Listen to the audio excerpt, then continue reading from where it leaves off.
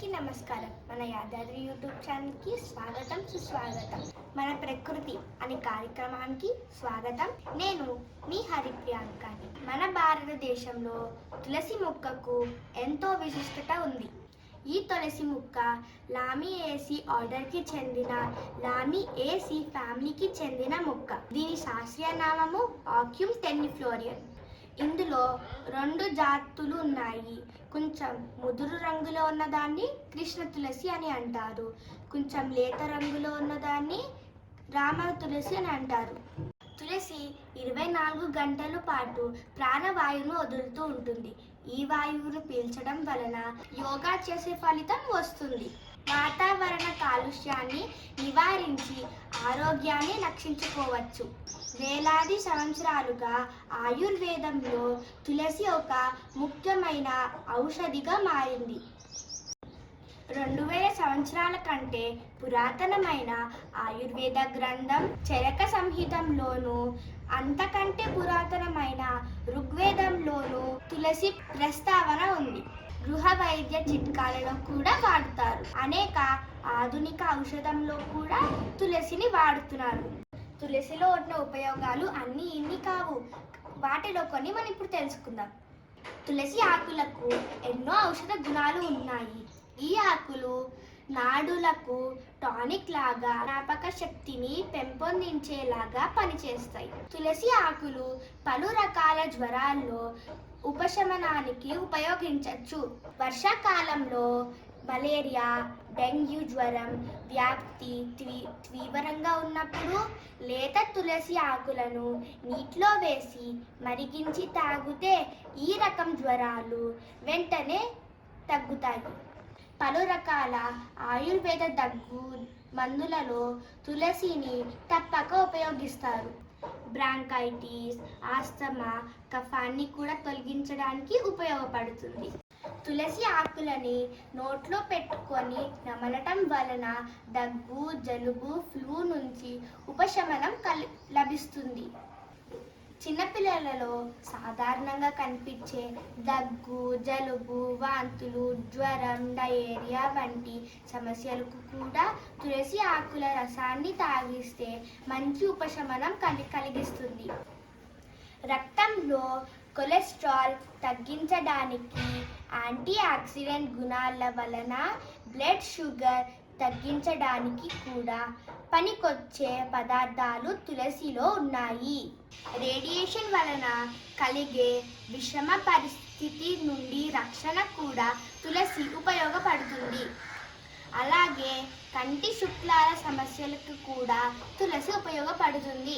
తులసి ఆకులను నూరి ముఖానికి రాసుకుంటే మచ్చలు, మరకలు పోయి ముఖం అందంగా, కాంతివంతంగా కనిపిస్తుంది.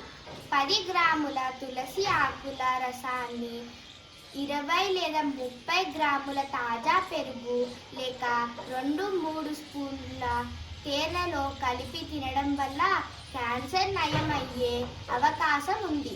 ప్రతిరోజు ఉదయం మరియు సాయంత్రం 12 తులసి ఆకులు తినడం వలన రక్త శుద్ధి జరుగుతుంది.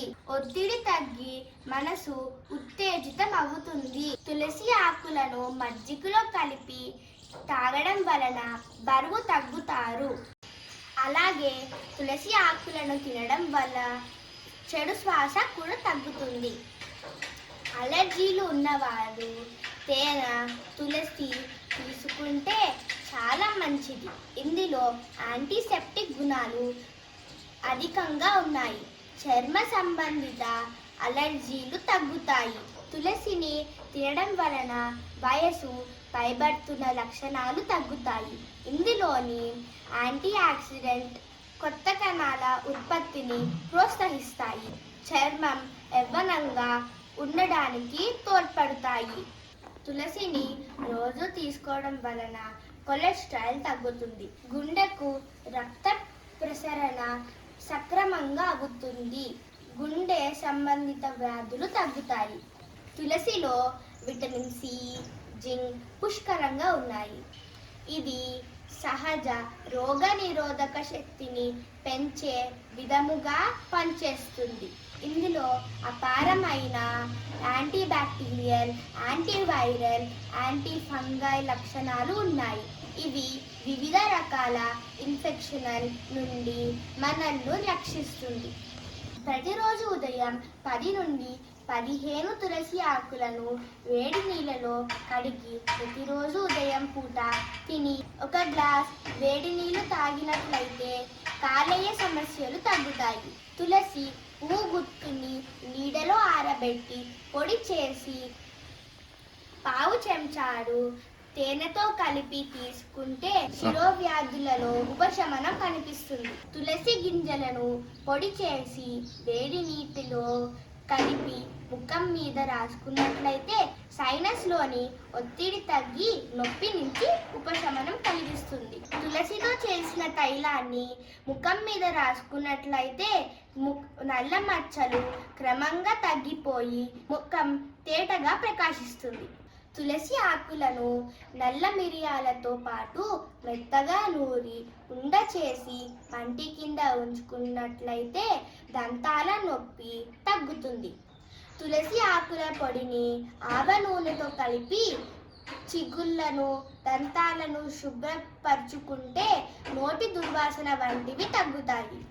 తులసి కషాయాన్ని చందనం పేస్టుతో కలిపి నుదిటికి రాసుకున్నట్లయితే తలనొప్పి తగ్గుతుంది.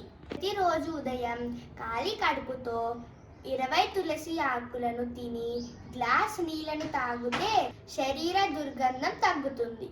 1 కాదు 2 కాదు, ఈ తులసిలో ఎన్నెన్నో ఔషధ గుణాలు ఉన్నాయి. అందుకే మన పూర్వీకులు ఇంటి ముందు ఈ తులసి మొక్కని పెట్టుకొని దాని చుట్టూ ప్రదక్షిణలు చేస్తూ పూజిస్తారు. ఇన్ని లక్షణాలు ఉన్న తులసిని తప్పకుండా మీరందరూ మీ ఇంటి ముందు పెట్టుకోండి. సెలవు మరి ఇంకొక మంచి వీడియోతో మీ ముందుకు వస్తాము.